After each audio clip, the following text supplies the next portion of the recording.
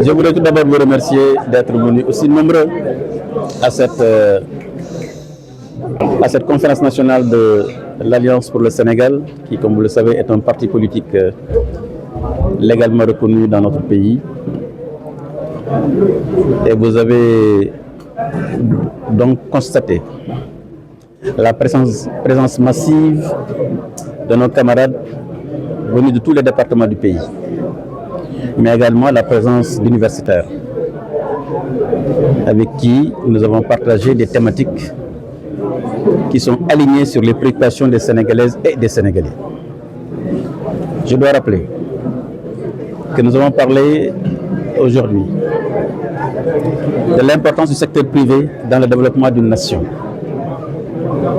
que les questions de souveraineté, qu'elles soient alimentaires, énergétiques,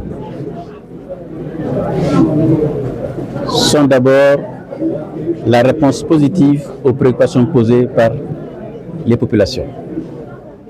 Nous avons parlé de la souveraineté alimentaire dans l'autosuffisance du Sénégal en riz. Nous avons proposé une solution qui, à notre avis, est la seule, la plus pertinente.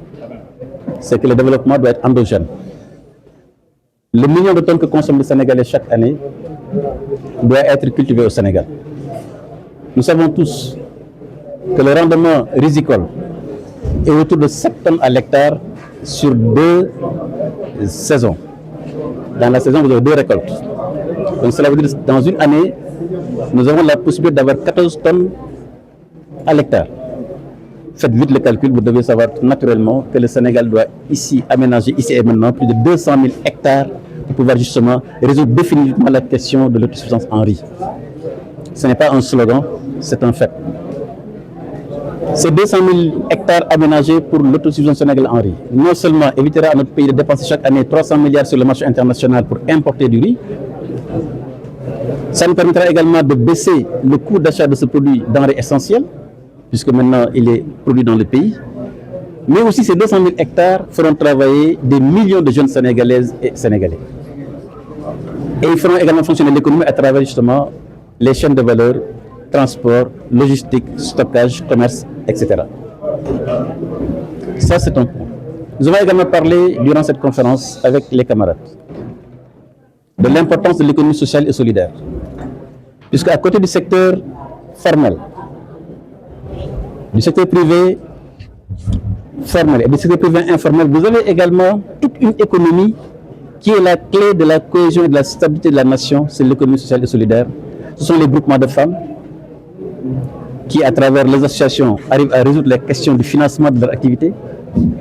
Ce sont les artisans, ce sont les marailleurs, ce sont les coiffeuses et les coiffeurs qui tous, à travers justement des activités qu'elles font, arrivent justement à stabiliser la nation. Nous savons tous au Sénégal que chaque maison que vous prenez aujourd'hui, la dépense quotidienne, en partie, est résolue par ces braves femmes. C'est pourquoi nous avons proposé que l'économie sociale et solidaire soit également une priorité, qu'un fonds dédié à l'économie sociale et solidaire soit là, pour justement les questions que ces secteurs ont, notamment l'accès au financement, l'accès au marché, notamment le marché sous-régional africain, mais également la technologie et la formation, que justement ce fonds leur permettent d'acquérir ces compétences et de pouvoir grandir en termes de compétences et de capacités. Le secteur informel qui fait 90% de notre économie ne peut pas être traité comme un secteur secondaire ou comme un sous-secteur, puisque l'essentiel des jeunes qui arrivent sur le marché du travail sont absorbés par ce secteur en termes de formation, en termes de capacité, mais également en termes de création d'emplois. C'est pourquoi nous avons proposé justement que ce secteur soit accompagné à travers une agence unique qui va centraliser l'ensemble des besoins de ce secteur, quelle soit la garantie financière, quel soit l'accès aux fonciers aménagés. Nous avons dit et répété à l'Alliance pour le Sénégal que chaque commune du Sénégal doit désormais aménager un foncier aménagé pour les artisans de ces villages, pour également le secteur informel, pour éviter cet exode massif qui quitte le monde rural, les communes de l'intérieur vers Dakar, puisque justement les gens n'ont pas d'espace au travail. Donc cette agence nationale va justement centraliser tous ces éléments-là et permettre à ce que ce secteur informel, je disais donc, qui fait 90% de l'économie, donc c'est des millions de jeunes et de femmes qui puissent justement être capacités et non seulement avoir le marché intérieur, mais aussi accéder au marché sous-régional. C'est ça qui va créer des richesses, c'est ça qui va créer des emplois pour les 10 millions de jeunes que nous avons au Sénégal. Enfin, nous avons parlé des questions de sécurité, des questions de diplomatie et des questions de défense. c'est vrai qu'il ne se traite pas sous la place publique ou sur la place publique. Mais la situation que nous avons au Mali, la situation qu'il y a à Gao, à Tombouctou, on ne le souhaite pas, mais pour bien arriver à Kidira ou à Mata. C'est la raison pour laquelle nous pensons que les questions de sécurité doivent être prises au niveau le plus élevé, mais avec beaucoup de sérieux et naturellement au niveau national. Parce que la sécurité, ce n'est pas seulement l'armée et les forces de défense et de sécurité. La sécurité, c'est aussi les citoyens qui doivent être vigilants, qui doivent savoir que l'unité du pays, la sécurité du pays est la première clé de la stabilité nationale.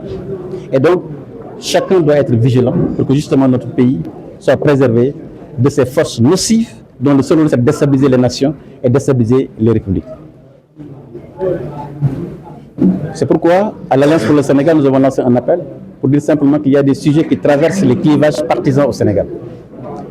La question de l'énergie, notamment le gaz et le pétrole, nous avons dit et répété que le gaz du Sénégal doit être injecté dans le réseau de la Sénélec pour que justement le kilowattheure quitte le coût excessif, j'ai les mêmes du productif de 104 ou plus de 100 francs à 20 francs, à voire 25 francs, non seulement qui permettra à ce que les factures des ménages baissent pour que le ménage justement ait un pouvoir d'achat amélioré, mais aussi ça va attirer les investissements non seulement intérieurs mais aussi internationaux, puisque l'industrie pourra se développer et les grandes industries, notamment la métallurgie pour développer le fer de Falémé pourront se développer.